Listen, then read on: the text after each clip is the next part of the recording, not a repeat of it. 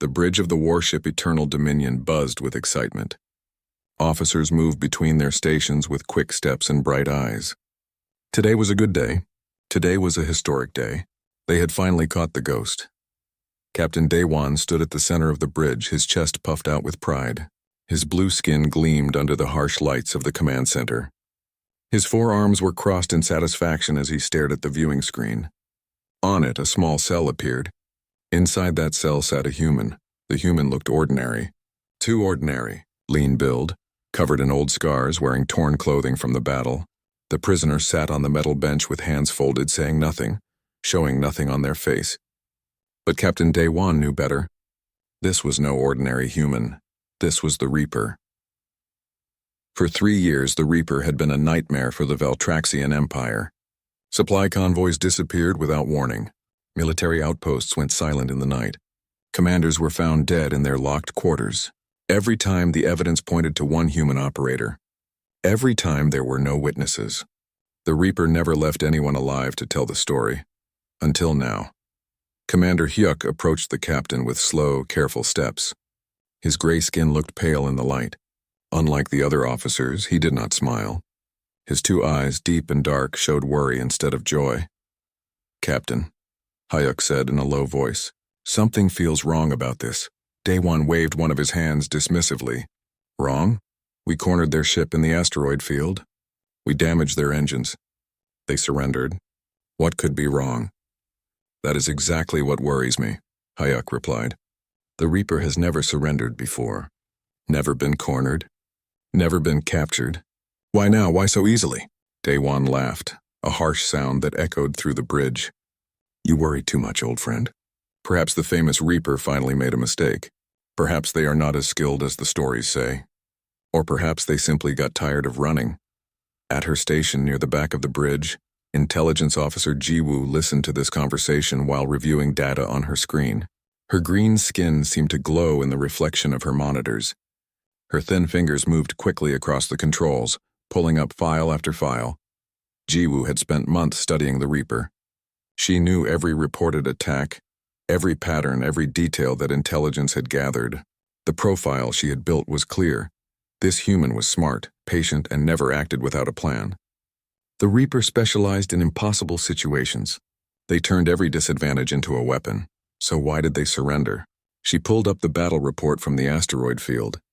The Reaper's ship had been damaged, yes, but not destroyed. The engines were hit, but life support remained intact. Weapons were offline, but shields had held until the surrender. It was almost as if the damage was calculated. Just enough to look defeated, but not enough to actually be helpless. Jiwoo's stomach tightened with unease. "Captain," she called out, standing from her station, "I recommend we review the capture one more time. There are inconsistencies in the damage pattern that concern me." Daewon turned to face her, irritation clear in his expression. "Officer Jiwoo, we have confirmed the prisoner's identity through retinal scans, genetic markers, and facial recognition. All systems agree. This is the Reaper. What more do you need? I need to understand why they let us win," Jiwoo said quietly. The captain's eyes narrowed. "They did not let us win. We won because we are superior. Now return to your station and prepare the report for the Imperial Senate. They will want to know every detail of this victory." Jiwoo sat back down, but her hands trembled slightly as she worked. Something was very wrong. She could feel it in her bones. In the security section of the ship, Chief Bora watched the prisoner through multiple camera feeds. Bora was a veteran of many wars. Her brown skin was marked with scars from dozens of battles. She had fought humans before.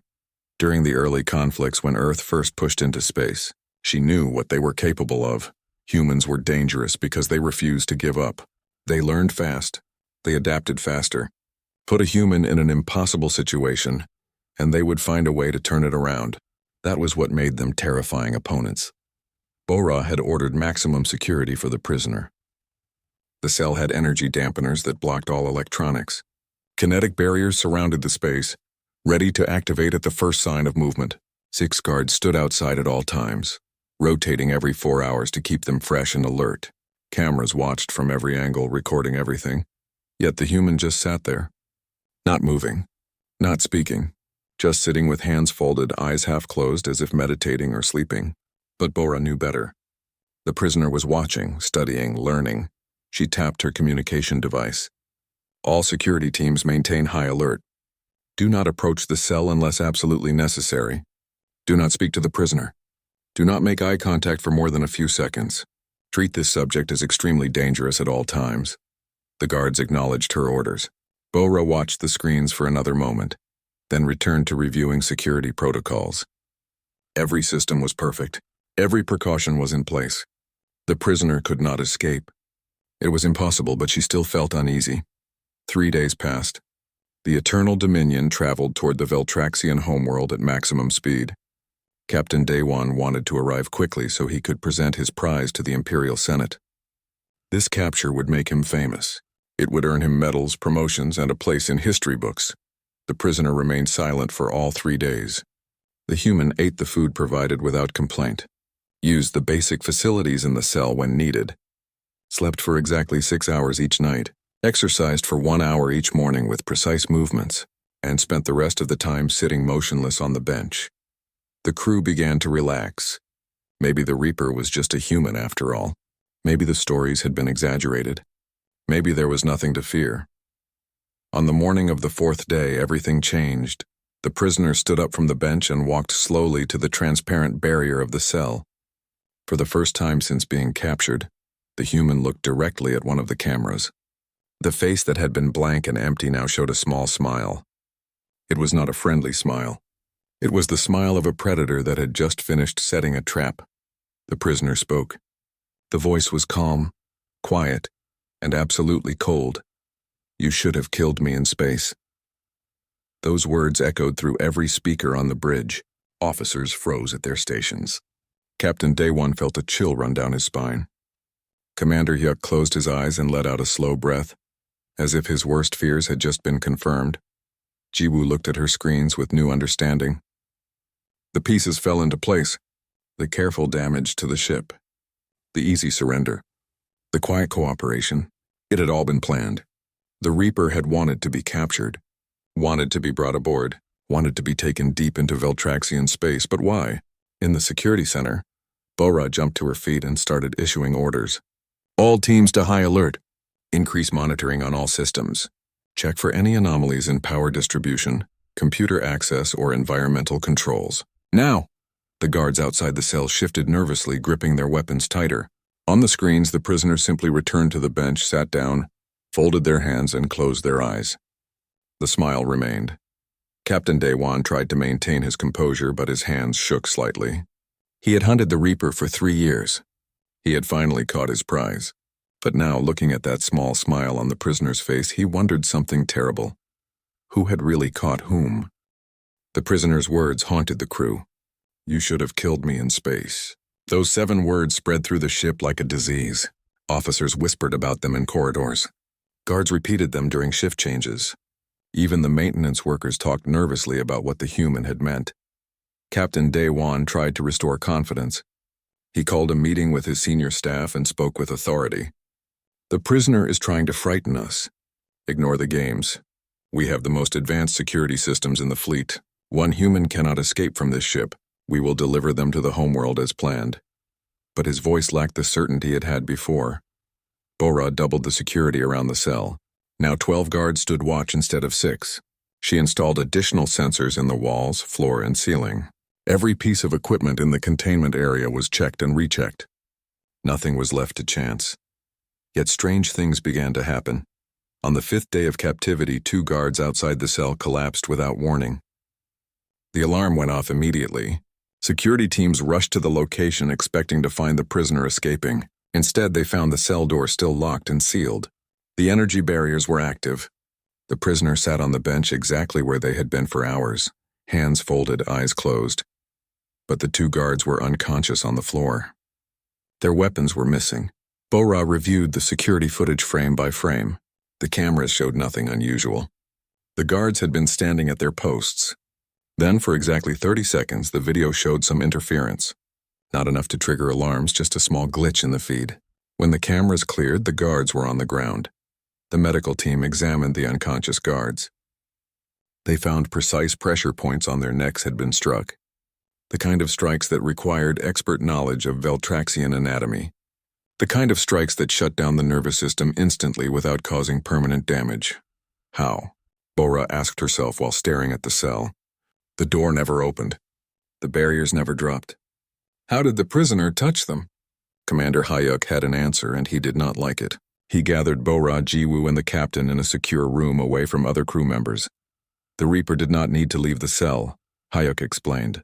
Humans have technology we do not fully understand. Biotech implants, microscopic machines in their bodies.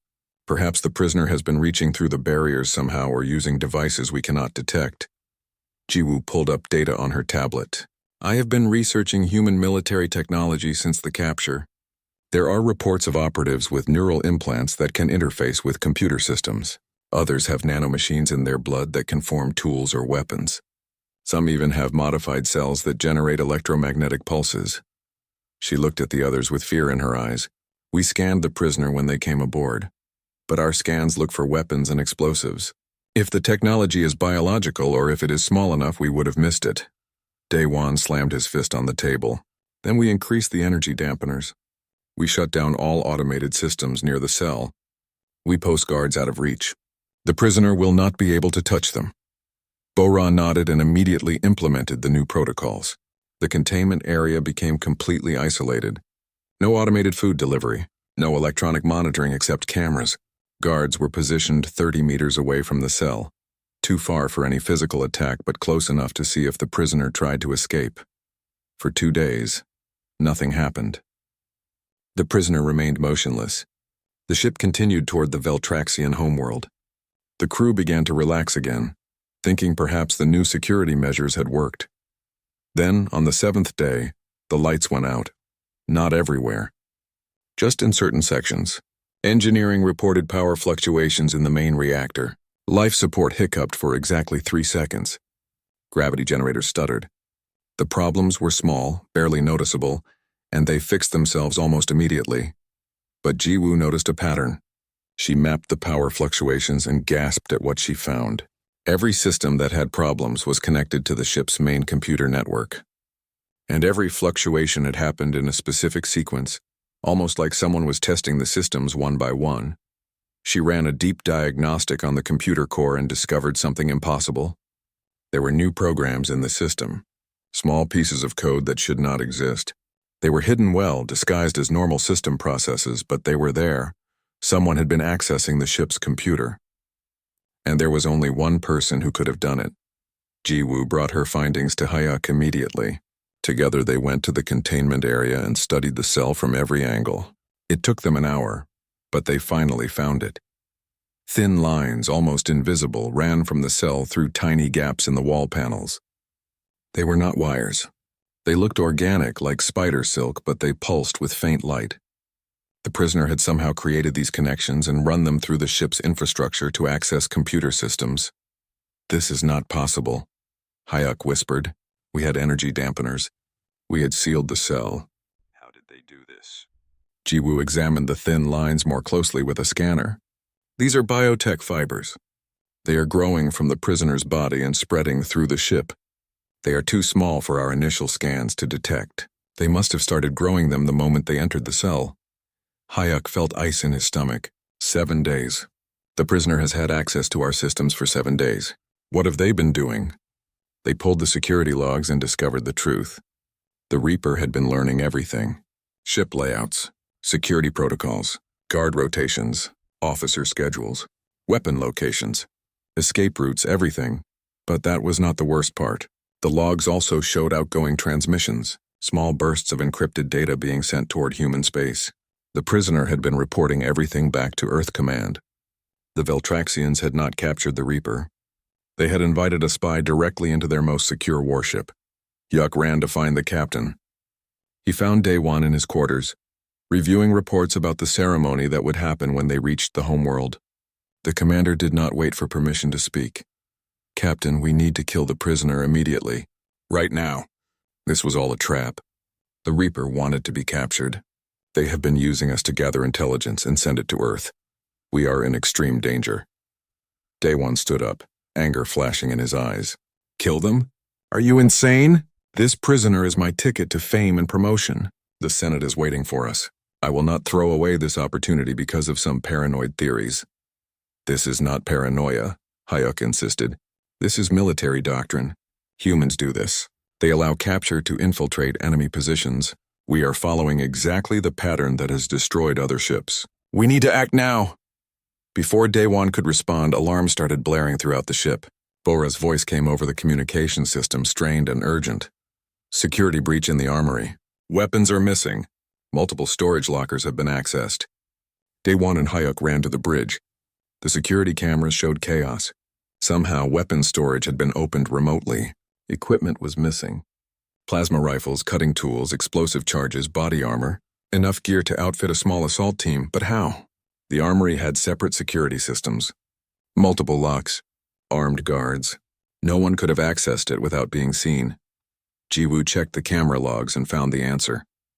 During the power fluctuations earlier, the security systems had been offline for exactly 3 seconds. In that tiny window, someone had overridden the locks and opened the storage remotely. The missing weapons had been moved through maintenance tunnels, areas not covered by cameras. Check the cell, Daewon ordered. The cameras showed the prisoner sitting exactly where they had been all day. Hands folded, eyes closed, perfectly still. The cell door was sealed. The barriers were active. Yet somehow weapons had been stolen from the other side of the ship. Bora sent a team to physically inspect the cell. They approached carefully with weapons ready. When they looked inside, they froze. The prisoner was smiling, not the cold smile from before. This was different. This was the smile of someone who had just finished setting up all the pieces of a very complicated game. The Reaper opened their eyes and looked directly at the camera, directly at everyone watching on the bridge. Then the prisoner did something that made everyone's blood run cold.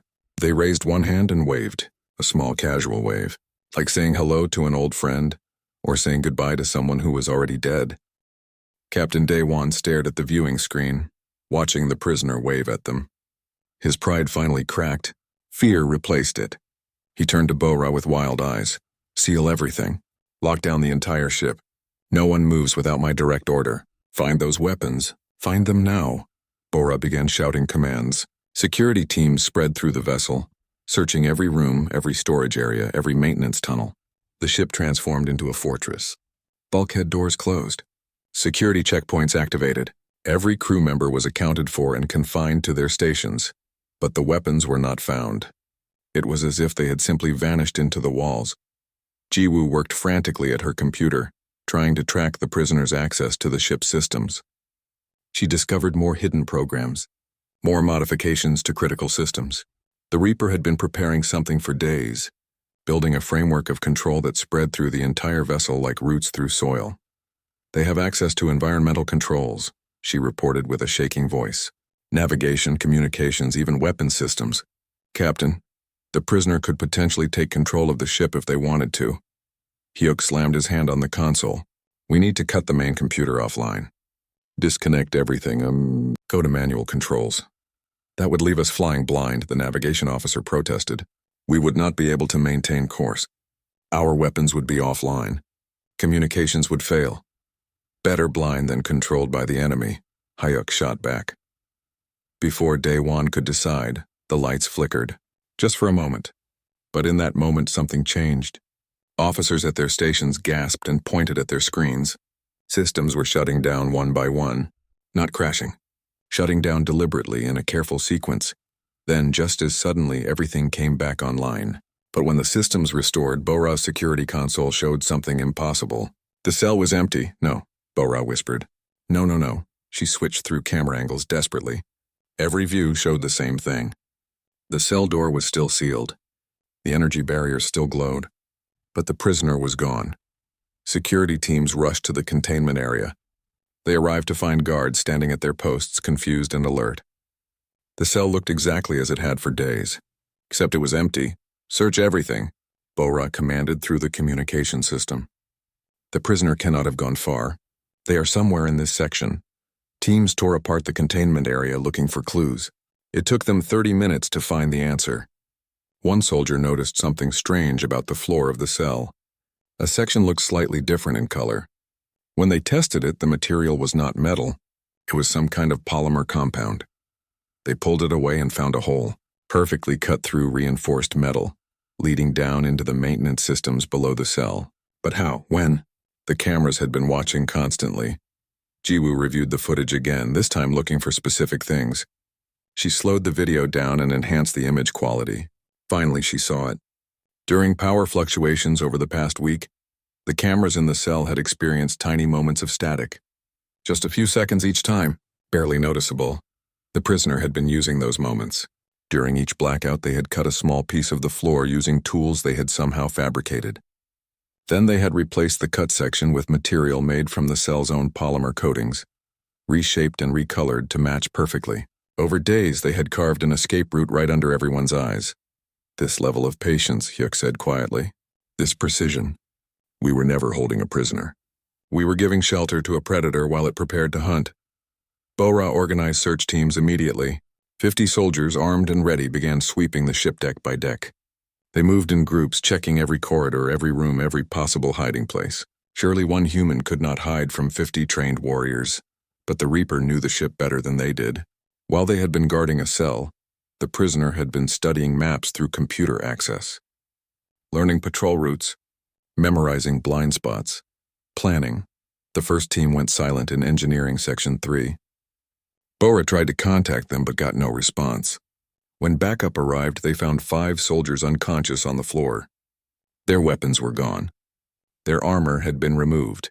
Medical scans showed the same precision strikes to pressure points. Clean, efficient, professional. An hour later, another team went quiet near the cargo bay. Same result. Soldiers down but not dead. Equipment missing. No sign of the prisoner. Fear spread through the ship faster than any alarm. The hunters were becoming the hunted. Officers who had laughed at the captured human now jumped at shadows. Guards fired at movement and ventilation shafts, hitting nothing but air. The psychological pressure was crushing. The Reaper was not just escaping. They were breaking the crew's spirit. Every disappearance, every silent takedown, every stolen weapon was a message. You cannot stop me. You never could. Day 1 tried to maintain order, but his commands grew more desperate. Shut down all maintenance access. Seal the ventilation systems. Post guards at every critical junction. But the prisoner always seemed to be one step ahead. When they sealed one section, soldiers in another area went down.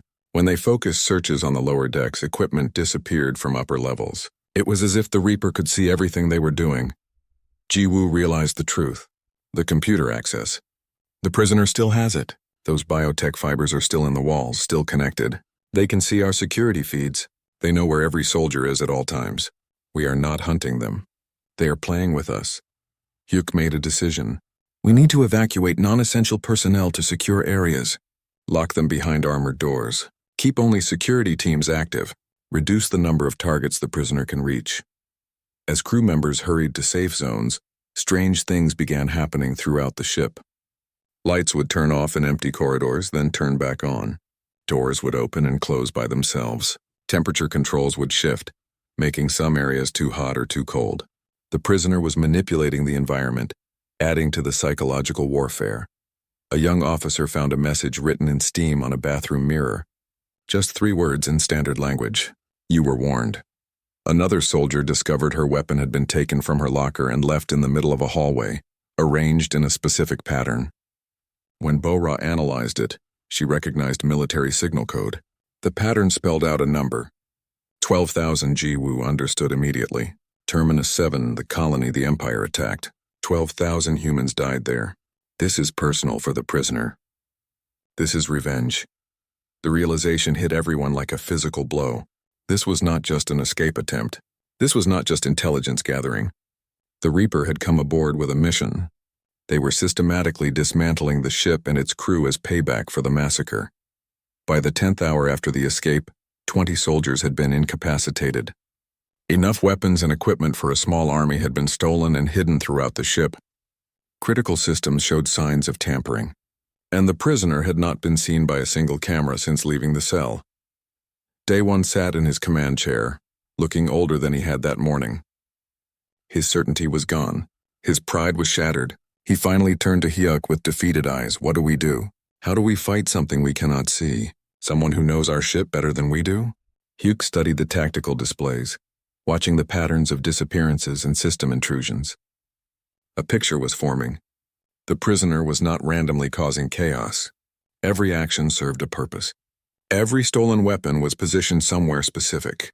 Every system compromise gave access to something important. They are not trying to escape, Hyuk said slowly. If the Reaper wanted to escape, they could have stolen a shuttle by now. They have access to hangar controls.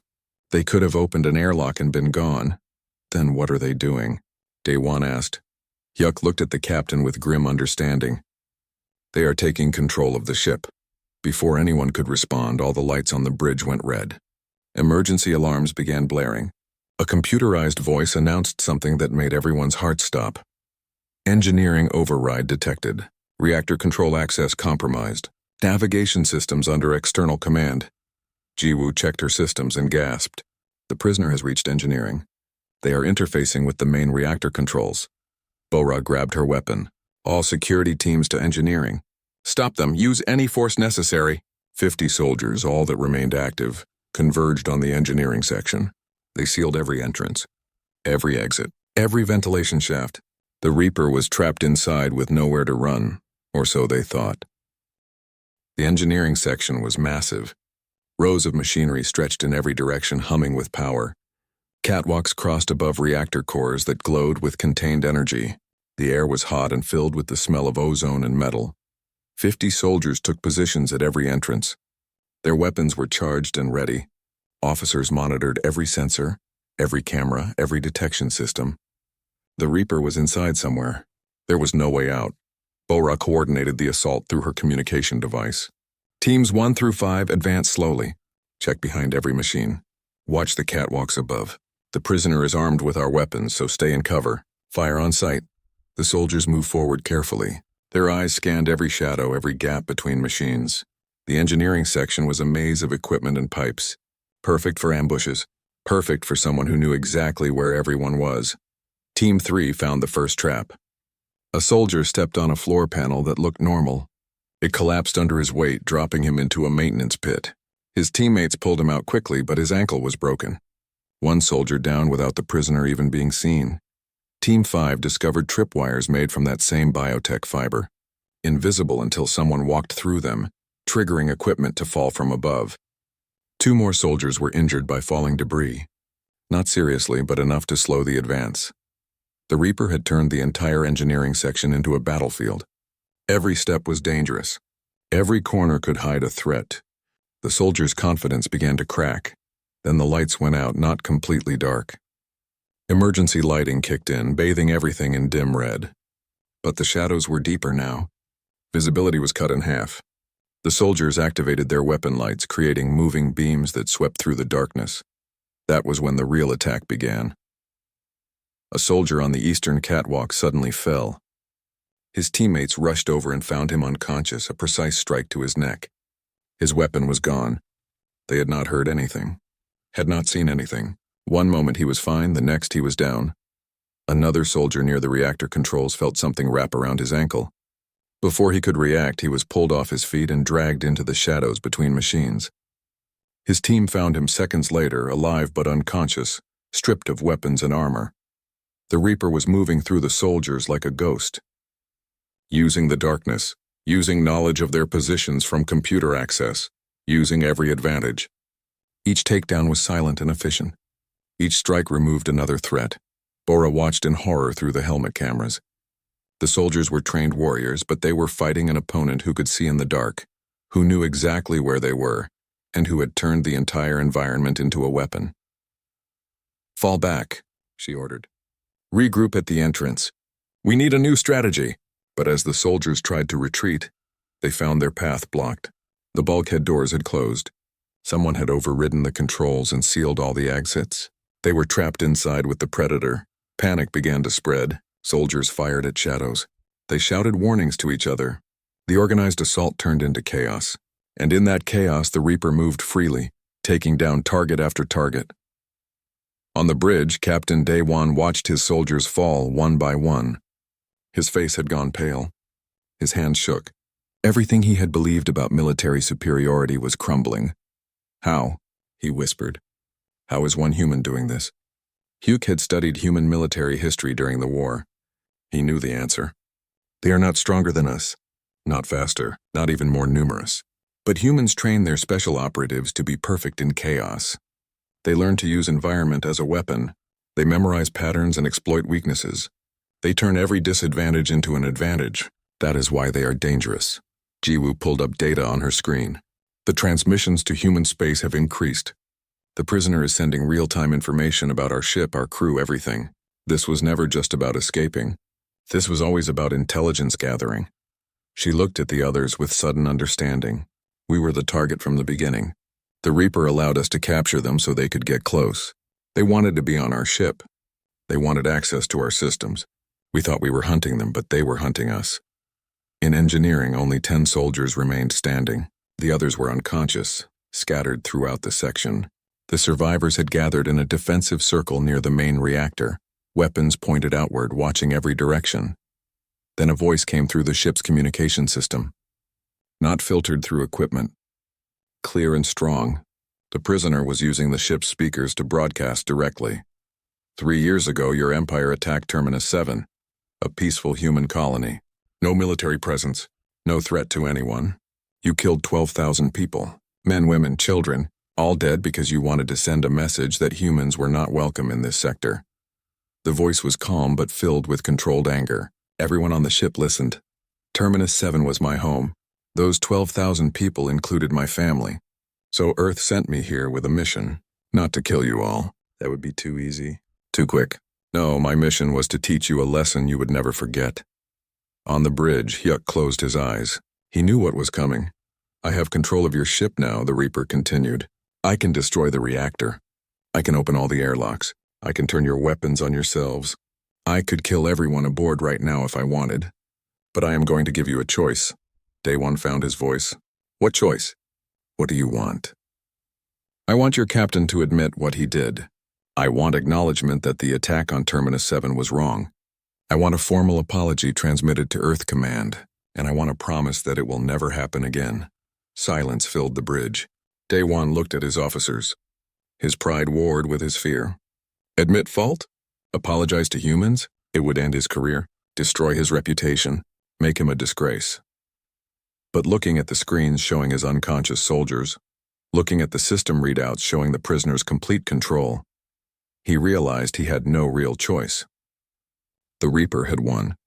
The question was whether Daewon would accept defeat with dignity, or force the human to prove their threats were real. And if I refuse? Daewon asked quietly. Then I demonstrate exactly why humans earned their reputation. I will turn this ship into a drifting tomb and escape in one of your shuttles. Your choice, Captain. Acknowledgement in life or pride in death. Commander Hyuk stepped forward. He had served with honor for decades. He had fought in many wars, and he knew when a battle was truly lost. Captain Daewon, he said formally, as your second in command, I am invoking Military Protocol 77. You are relieved of command due to incompetent leadership in a crisis situation. Daewon spun around in shock. You cannot do this. I am the captain. You led us into this disaster, Hyuk said firmly. You ignored warnings. You let pride blind you to the truth, and now our crew is paying the price. I will not let you kill everyone aboard because you cannot admit a mistake. Bora stepped to Hyuk's side. I support the commander's decision. Jiwoo nodded. As do I. One by one, every officer on the bridge agreed. Daewon stood alone, his authority crumbling. Guards moved to escort him from the bridge. He went quietly, defeated. Hyuk took the command chair and opened a channel to engineering. Reaper, this is Commander Hyuk. I have assumed command. I acknowledge that the attack on Terminus 7 was unjust. It violated galactic law and basic morality. On behalf of those responsible, I apologize. I cannot speak for the entire Empire, but I can promise that under my command, this ship will never attack civilian populations again. Silence for a long moment. Then the Reaper spoke again. That is a start, Commander. But apologies are cheap. I need actions. I want former Captain Daewon placed under arrest for war crimes. I want a full report of the Terminus 7 attack transmitted to Earth, and I want safe passage off this ship. Hyuk considered the terms. They were fair given the circumstances. More than fair. The Reaper could have simply killed them all. Agreed. All terms accepted, but I have one request. Meet with me face to face, not as enemies but as commanders discussing terms. You have earned that much respect. Another pause. Then very well. Hangar 3, 1 hour. Come alone and unarmed. Hayek stood and straightened his uniform. He looked at his officers. If I do not return, Jiwoo assumes command. Honor all agreements made. This war has cost enough lives. Bora wanted to protest, to insist on providing security, but she knew it would be pointless. If the Reaper wanted Hyuk dead, no amount of guards would stop it. This was about trust now, about showing humans that not all Veltraxians were enemies. Hyuk walked alone through the ship to Hangar 3. When he arrived, he found the Reaper standing beside a small shuttle. The human looked different now, no longer the broken prisoner from the cell.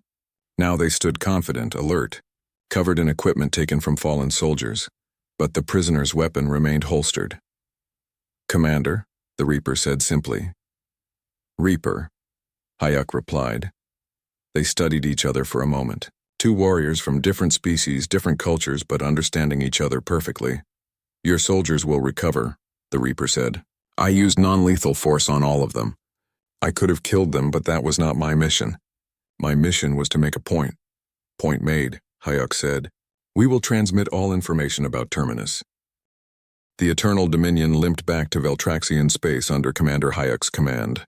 The crew was subdued and quiet. Soldiers who had been knocked unconscious by the Reaper recovered physically, but struggled mentally. They had been defeated by a single opponent. It was a hard truth to accept. Hyuk sent his report to the Imperial Senate exactly as promised. He held nothing back. He described the capture, the infiltration, the systematic dismantling of their security. He explained how the prisoner had gained control of their ship while they watched helplessly. Most importantly, he acknowledged that the Reaper could have killed everyone aboard but chose mercy instead. The report caused chaos in the Senate. Some members called for total war against humanity. Others argued for immediate peace negotiations. A few refused to believe the story, insisting it must be exaggerated or falsified. But the evidence was impossible to deny. Camera footage, system logs, medical reports from injured soldiers. It had all happened exactly as Hayek described. Former Captain Daewon was placed under military arrest pending trial for war crimes. The charges included the unauthorized attack on Terminus 7, failure to follow engagement protocols, and endangering his crew through incompetence. His career was over, his reputation destroyed.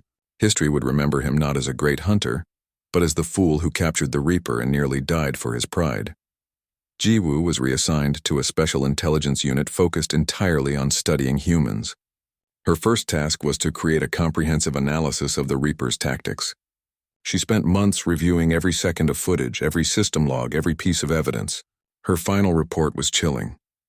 Human military doctrine was fundamentally different from anything the galaxy had seen before. Most species fought to conquer territory or eliminate threats. Humans fought to teach lessons. They calibrated every engagement for maximum psychological impact. They wanted enemies to survive so they could spread fear and respect. The Reaper was not an exception. They were an example. Earth had hundreds, maybe thousands of operatives trained to similar standards, each one capable of infiltrating, adapting, and winning against impossible odds. If the Empire went to war with humanity, they would not face armies. They would face shadows that could not be stopped.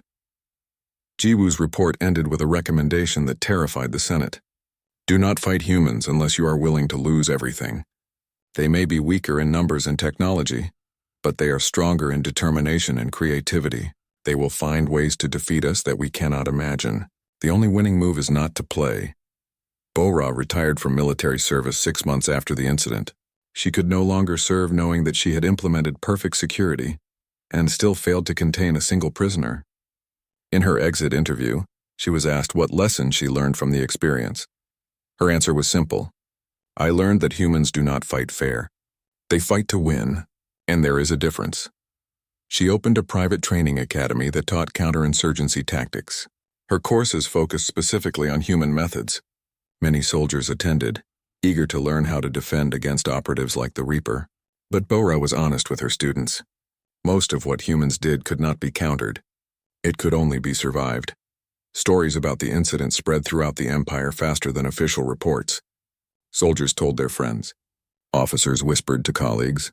Soon, Every military base in Valtraxian space knew about the human prisoner who had taken control of their most advanced warship. The stories grew with each telling, becoming legend. Some versions claimed the Reaper had killed hundreds of soldiers. Others said the human had destroyed half the ship before escaping. A few even suggested that the Reaper had been a ghost or demon, rather than a living person. But the core message remained the same in every version. Never capture a human operative. Kill them immediately or leave them alone. Bringing them aboard your ship is inviting death itself to walk your corridors.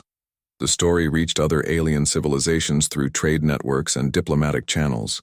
Suddenly, humanity's reputation changed across the galaxy. Species that had viewed humans as primitive newcomers began to reconsider. Perhaps these strange creatures from Earth were more dangerous than anyone realized. Diplomatic relationships shifted. Trade deals were suddenly more favorable to human colonies. Border disputes were resolved peacefully. No one wanted to be the next species to learn what the Valtraxians had learned. No one wanted to meet their own Reaper. Meanwhile, the actual Reaper returned to human space without fanfare or celebration.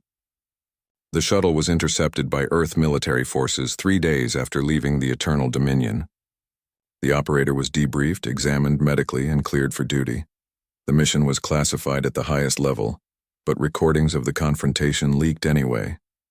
Someone in intelligence felt the galaxy needed to see what humans were capable of.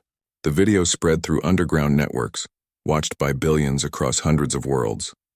When asked about the mission during a classified debriefing, the Reaper was characteristically brief. Terminus 7 was my home. The mission was personal. But Command turned personal revenge into strategic advantage. That is what we do.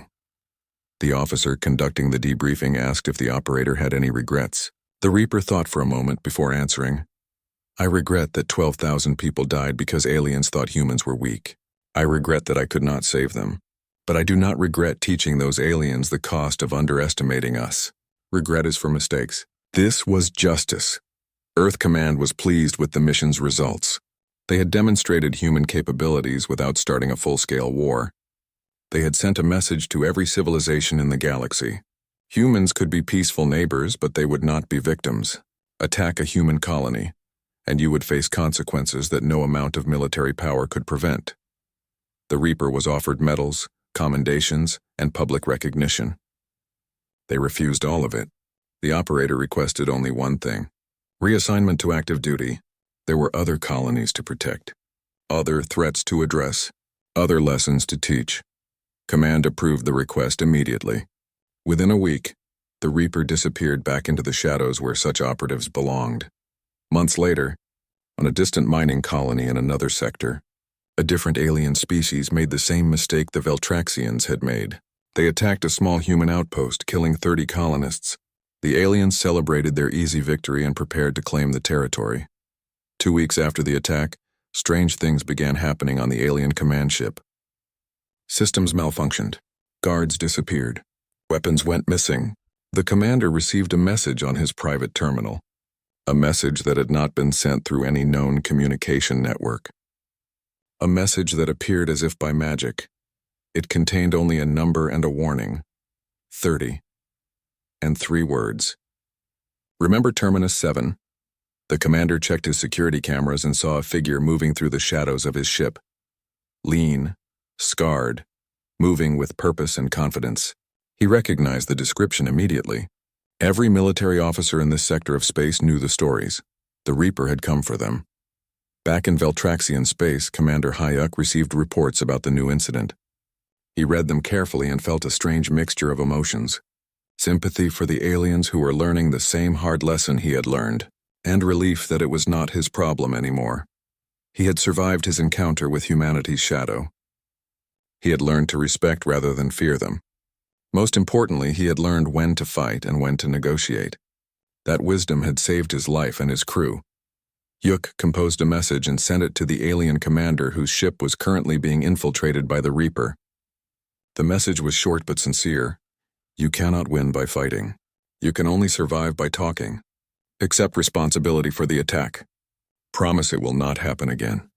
Treat the human with respect. It is your only chance. He did not know if the commander would listen. Pride was a powerful force. But Hayuk had sent the warning. What happened next was not his responsibility. In a bar on a frontier station, soldiers from a dozen different species shared drinks and stories. The conversation turned to the topic everyone discussed these days: humans, their strange ways, their surprising strength, their terrifying operatives. An old soldier, gray and scarred, listened to the younger troops talk about how they would handle humans in combat. Finally, he could not stay silent anymore. "You do not understand," he said quietly. "Humans do not fight the way we do. We fight to win battles. They fight to win wars. We send soldiers to defeat enemies. They send soldiers to teach lessons. You think you are ready to face them, but you are not." The younger soldiers laughed at him, called him paranoid, said he was too old and too scared. The veteran just shook his head and finished his drink. He had served on the Eternal Dominion. He had been one of the soldiers knocked unconscious by the Reaper. He knew what these young fools did not. Humans were not the strongest species, not the fastest, not the most numerous, but they were the most dangerous, because humans did not need to be strong. They just needed to be determined, and they were the most determined species the galaxy had ever seen. The veteran left the bar and walked through the station alone. He thought about the prisoner who had smiled at them through the camera, the calm voice that had offered them a choice.